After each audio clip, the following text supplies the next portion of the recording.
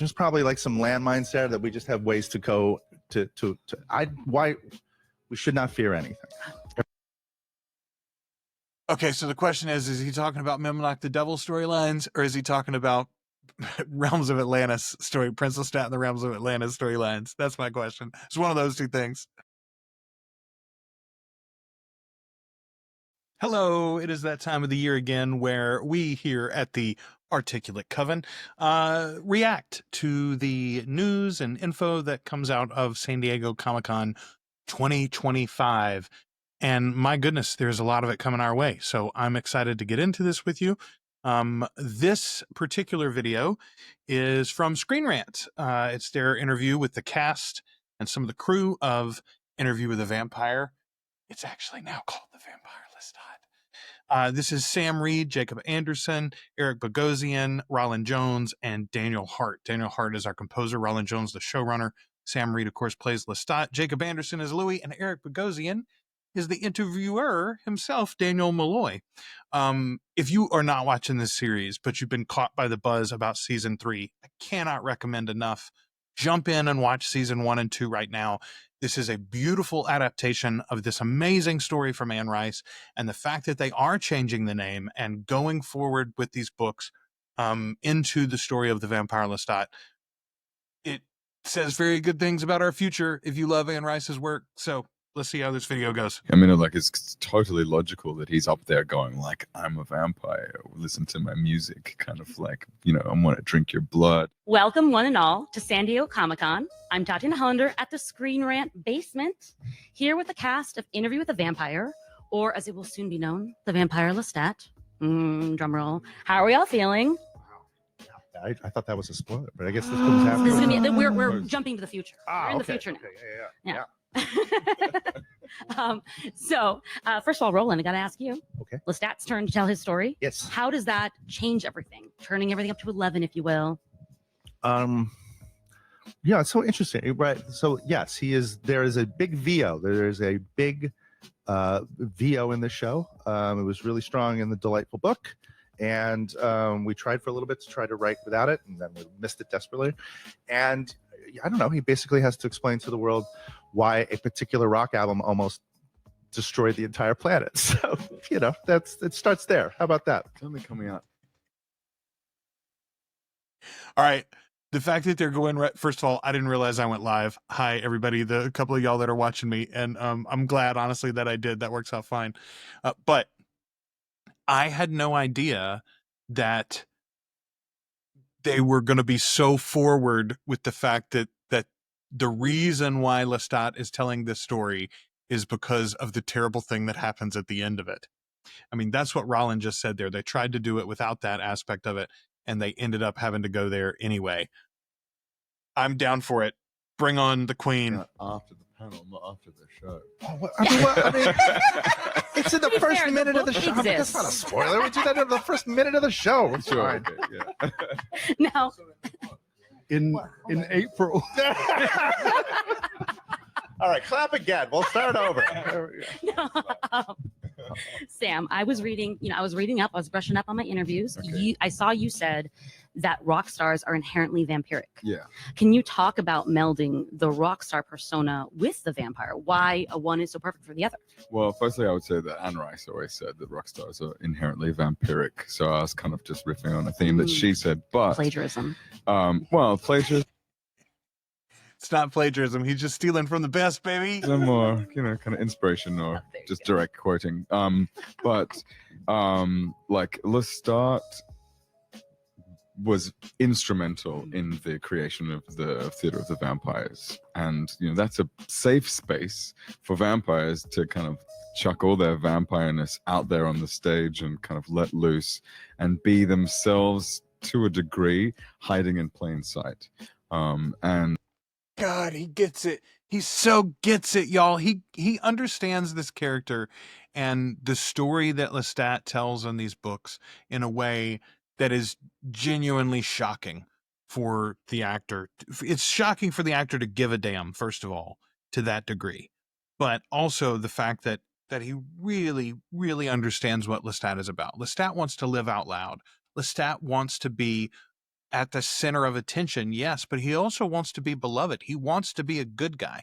We're joking. Our next book club is Blood Canticle, which is a book in the Vampire Chronicles that is not very beloved. But in the opening of it, Lestat's prologue, which he has in basically all of the books that he narrates, he says that he wants to be a saint. He wants to win millions of souls to the cause of Christ.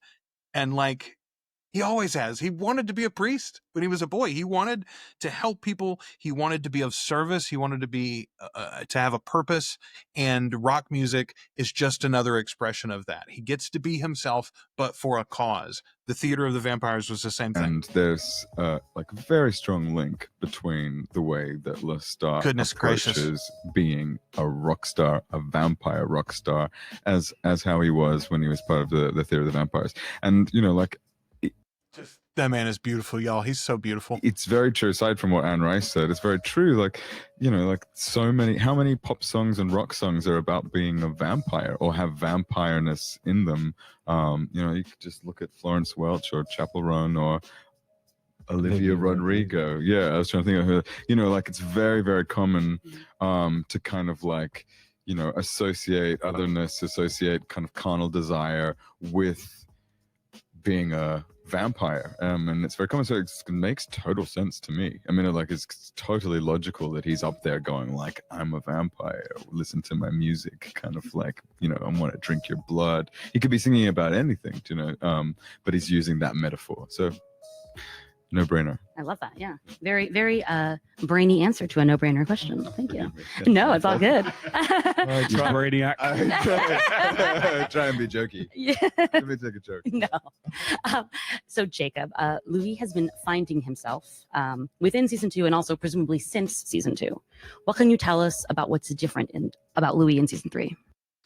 One thing that we got out of the panels yesterday is that there have been 2 years since the end of season 2 when season 3 begins. And the Talamasca series, the 6-episode Talamasca season 1 at least, will take place in between those 2 seasons. So Louis had some time to find himself. I think Louis sort of did find himself, or he found like a version of self-acceptance. And I think in that time, maybe he got a little bit bored. And he's diversified his life. Sure. Yeah, he's diversified even. I love that they're looking to Rollin like, what can I tell? Rollin already let the cat out of the bag earlier and got chided, so like, we know he's not going to be the guard of the secrets. Wider than he did back in the day. But yeah, there's always going to be like a thing that draws him back to his past in a few different directions. And yeah, that be prepared for everything to not be right in the world of Louis de Point du Lac. First of all, we always expect everything to not be right in the world of Louis de Point du Lac. But secondly, that makes me think that he will have a storyline with both Armand and Lestat this season. I think he's probably also going to have his own storyline in some way. He's going to have his own thing. I think Louis will be in almost every episode. I'm always prepared for that. Now, Eric, Daniel's gotten his own taste of both celebrity and vampirism. Can you talk about where we find him? What's different about him? How is he dealing with post-book release life? Well, the book has been released. He's also a vampire now. He has a new lease on life. And because when you go all the way back to the very first minutes of this series, he's kind of hanging around at home, disgruntled and kind of retired, just waiting to nothing. And then he goes to... He's waiting to die, Daniel. Go ahead and say it. Go ahead and say it, Eric. I just watched the first episode again last night for the first time with my son, my 17-year-old son. Which, by the way, I told him today, I throwed him in to the deep end on vampirism. He didn't really have his training wheels ever. Like I said, what other things have you watched with vampires? Like, have you watched other vampire movies? I haven't really thought about it. He said, Hotel Transylvania. He also watched a couple of years ago for Halloween. We watched a bunch of the Universal monster movies, and he saw the original Dracula then. But, you know, he's like, Dad, vampires are in pop culture, Dad. I know about vampires. But He really enjoyed the first episode. I don't know whether he's going to follow up and watch the rest of them. But in that opening episode, though, in the opening moments especially, like we see Daniel's tremors, we see the loneliness of his life, a box full of kids' stuff in a closet, no one in his apartment but him, you know, calling, having conversations with his doctor, not a friend. He doesn't contact anybody after he reads Louis' letter and heads off to Dubai. He just calls his doctor to tell him that he's not going to be there for the next treatment. To Dubai, and everything changes. So, I mean, he's the kind of guy, he really wants to grab the bull by the horns. He really wants to get into this vampire thing, but it turns out to be, I mean, without giving away any storylines or anything, it's much more challenging than he thought it was going to be. And, you know, he and Louis were getting pretty deep, got very deep in the interview. It's going to be very different interviewing Lestat or trying to, or wanting to, or whatever. Okay, we assume this, right? He's going to go on the road like the Rolling Stone reporter to get Lestat's story as he's on tour. Somebody's joking. Somebody's joking in the Looks into the distance. camera like we're on The Office. He continues to try to interview, and that's going to be challenging as well. Love that. This is a tightrope of talking and not saying anything. You're getting really good. Yeah. Oh, thank Yeah, you. you're a Thank you pro. very much, Sam. Sam is my Yes, post panel. Sam is my vampire coach as well. He coaches me on how to bite people as well. Which is, And are you getting good at that? I'm not good at it, but I've been doing it. It's a dream come true. Now, Daniel in real life, not Daniel the character, as I get confused. Oh, I understand in now. my mind, Yes, you're in my talking to mind. me. I am speaking Hello. to you directly. Obviously, music is very important in the world of Anne Rice, and now it's also very important in the show, especially more than ever now. What inspirations are you drawing from? You know, how are you developing Rockstar Lestat? Well, first of all, let's hope that he's already developed Rockstar Lestat. They're shooting this thing. I hope they're not building it on the fly. Genuinely, I think at an event a month ago or so, somebody told me that Roland Jones was playing songs from his phone for fans individually if they wanted to hear them, a few people, and he was saying to them that he had, I think the number was 26 songs on his phone from season 3. We're developing it together. We started in the writer's room last year, talking a lot about the book, Anne's Lestat, Anne's rock and roll, what would be different about it for 2025 and 2026. We talked about inspirations like Kurt Cobain. We talked about Otis Redding. Boy, that's the spread. That's the spread right there, right? It's teen spirit to Can't Stop Loving You and everything betwixt and between. It's also, you know, classical scores and opera librettos and all of that mixed together. Both of them have a vulnerable quality to their songwriting and their performance, a rawness that puts emotion at the forefront. That's what we wanted for Lestat, because that is what we already know to be true of him outside of singing. We wanted to bring that into his performance as a rock star as well. Oh, sounds very exciting. Also very exciting, something that I will find out in a few hours, is Delaney is back. Hello. Yes. That is on the panel. I promise you that I Delaney read the back. email. Okay, good, yeah. Yes. Yes. So excited.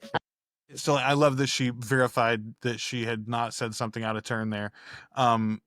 Yeah, Delaney's coming back. All right, what is Roland going to say about it? Roland's going to be very circumspect, is my guess. You know, screaming, crying, throwing up. Yeah. If you Yes. cannot tell I me, gotta give you a bigger one. Real Rashid is coming back. Real Rashid is coming back. There you go. yes. How about that? Now, Right. can you tell me what is happening there? Can you tell me how early on you knew you had to have her back? Probably 5 minutes after her audition. When she everybody that you think should come back is coming back. All that stuff's coming back. There was we had to think about how to use her, and we came up with something we thought was really exciting and really interesting. And so, it's coming. Yeah. Okay, First and foremost, we talked about this a little bit in the full live stream that we did this weekend. Go see the full episode on our channel where you're watching this. But goodness, there's a gnat in my room. The other thing, though, that I didn't mention on that episode, or Ashley didn't mention on that episode, that occurred to me afterwards, is that this is we've got an opportunity here to do effectively ghost stat, right? Like, you know, in season 2, Sam appeared for a long time when he wasn't actually there. In fact, he was just in Louis's head, and Claudia can be that way even without being a haunting. Although, as we know from the novels, Claudia could also just haunt people for real. Yeah, I'm you ready. got it. I'm ready. And more. Okay. Not only the people that are coming back, but then there'll be more than the people Yes, there's coming new. back. Yeah, there's a bunch of new new people. characters. There are a too. bunch of new There's a people. giant- There are a bunch great. of The lore is coming. Everybody's coming in. Can- All the Mariuses and the Magnuses and the Yeah. Akashas and all that stuff. Yeah. Of He said her name. He said her name. The Marius and Magnus, they announced. They did say at the panel that Akasha has already been cast as well. They just, they're not going to reveal it yet. the ones he just mentioned. Since now you can say them.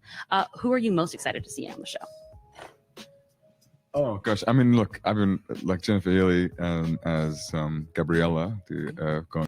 Jennifer Ely. I was saying her name wrong. I'm glad that Sam said it for me. I'm super excited about her as Gabriella too. For the full Italian version of the name,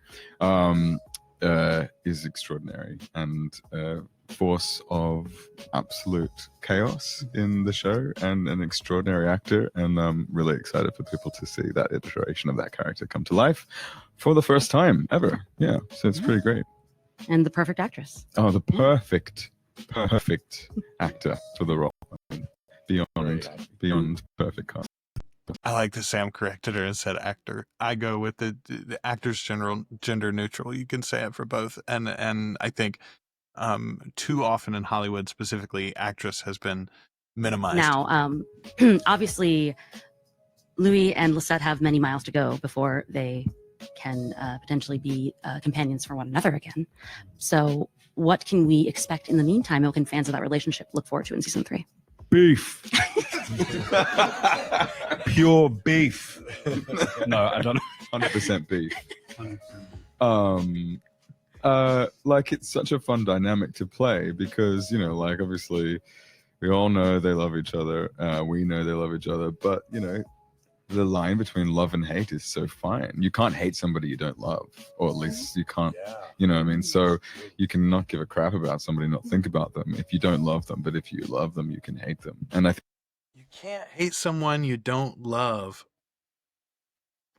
Boy, I don't know that that's true, but there's definitely something to be said for indifference being like the least emotion. and I think don't that's know. a really fun dynamic for the two of them to play. And it also gives us a journey, and it's a long journey. You know, you can't get everything you want all the time, at least at the beginning. You know? Yeah, and It is interesting. I know a lot of people have talked about the reconciliation scene at the end of season 2, but that is before the release of the book. That is before Lestat learns what Louis has said about him. also, like, yeah, mum and dad fighting doesn't mean divorce, but maybe it does. But like, And it doesn't mean they there's a don't love fun me. tension Right. in not knowing if your parents are going to break up or not. Whose parents are we too? Just the We're world. mum There's a fun tension in it, Jacob. Come on. and dad To whom? to The internet. The to internet. the people that watch the show. but I would also say like I think they're like one of those really traumatic couples that like get divorced and get remarried, and then maybe get divorced again and then get remarried. Like that level of They chaos. renew their vows and then get divorced, like ask Kill for a each other. separation Yeah. whilst renewing their vows, Yeah. and then set fire to the chapel. Yeah. Exactly. Yeah.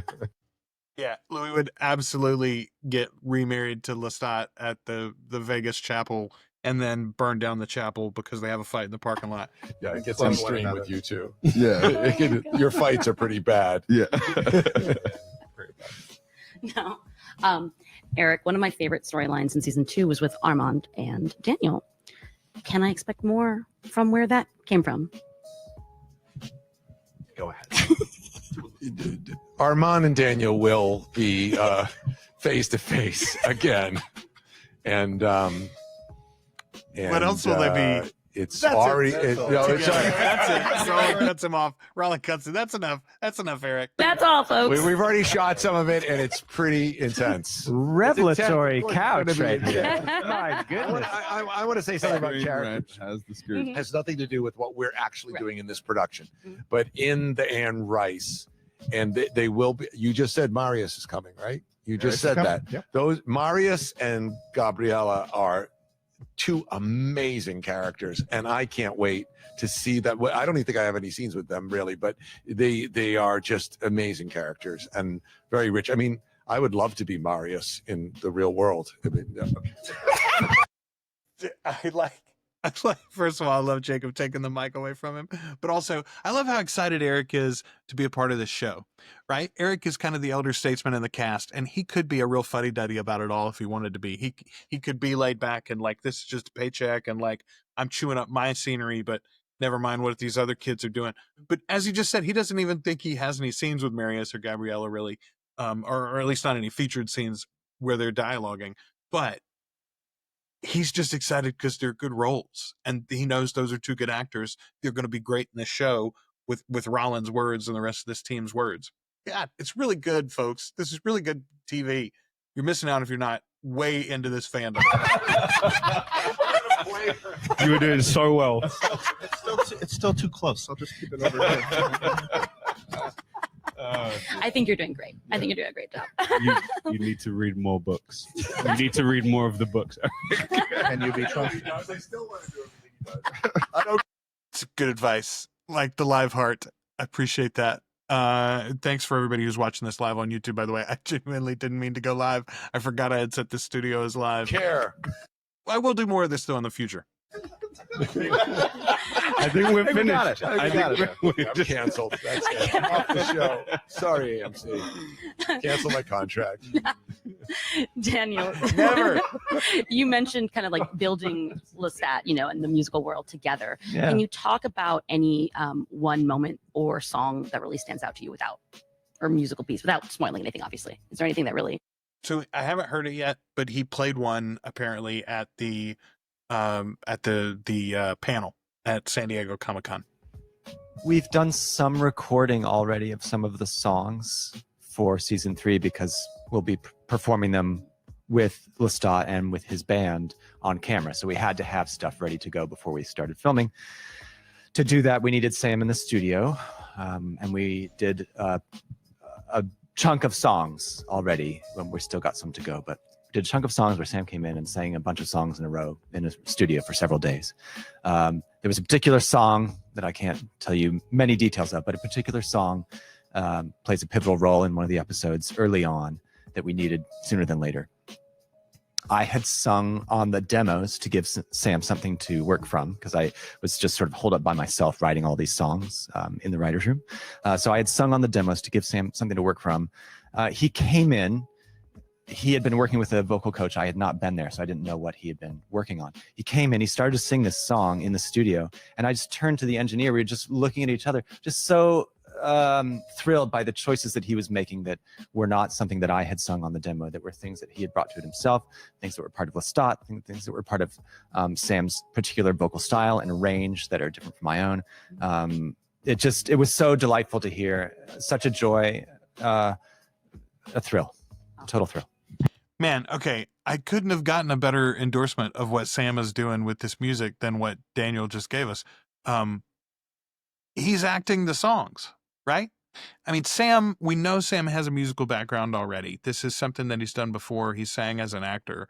But genuinely, if you've ever done musical theater, especially, like that's the thing. You act the music too. You act the music maybe more even than the dialogue. I love to hear that. And then last but not least, Roland, I know based on the names that we've seen and also just things that you have said in the past that there's like little Queen of the Dam creeping in, From Yeah, our exactly. pilot. Exactly. From the pilot in beginning. season From the 1 it was there. beginning.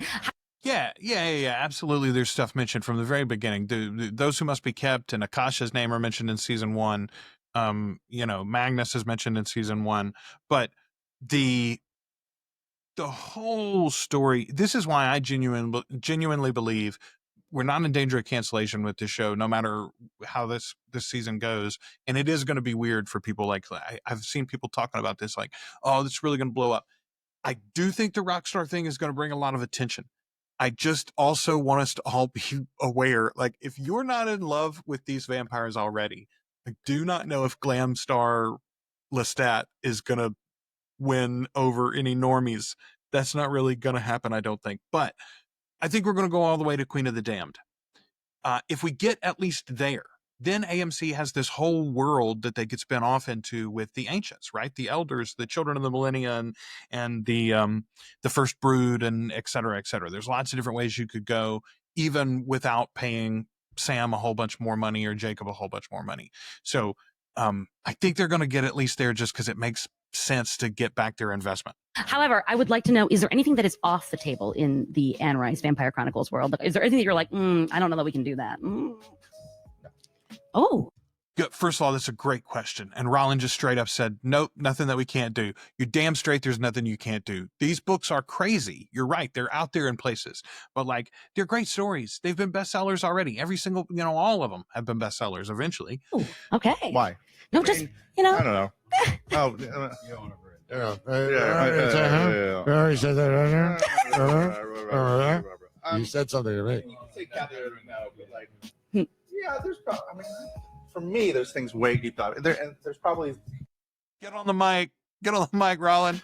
There's probably like some landmines there that we just have ways to go to. Why we should not fear anything.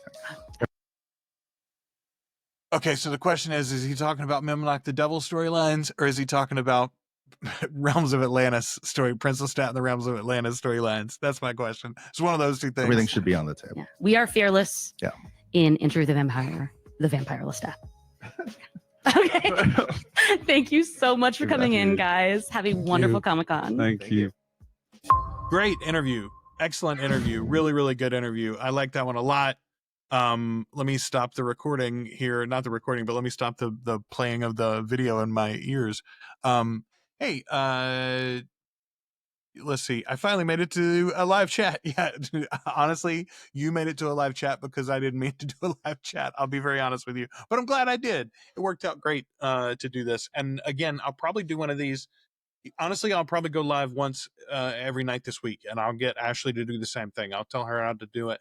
I think I'm going to do about 3 of these San Diego Comic-Con interview sessions. I think I'll get her to do 2 or 3 of them as well. And there might be a few more still that come through. So far, we've got 6 of them lined up that I want to talk through and react. Thanks to everybody who's done so much good response and commenting already on our stuff on the San Diego Comic-Con events and discussions. The YouTube's kind of blowing up right now. The Facebook group is hopping. If you are in a position to support the show and our channel, we appreciate you over at articulatecoven.com/join, $2 or more a month. Get you access to everything we do early and ad-free. We're going to have a 4-week window between our next book club being done and Talamasca starting. And so I've put up a poll just today, actually, on our Patreon. Again, articulatecoven.com/join will take you there. And the poll is about what you want us to do next. I was thinking we could do 4 movie nights in a row. We could do 1 book club without any breaks. We could do topic episodes. And I think right now topic episodes is winning.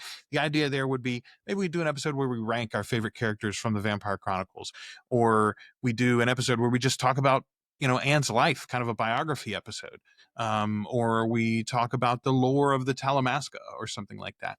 Anyway, go and check that out if you're in a position to do so and interested in helping us out. Stay here on the channel to see all of our coverage from San Diego Comic-Con as we talk about everything that Interview with the Vampire. Now, the Vampire Lestat is going to do.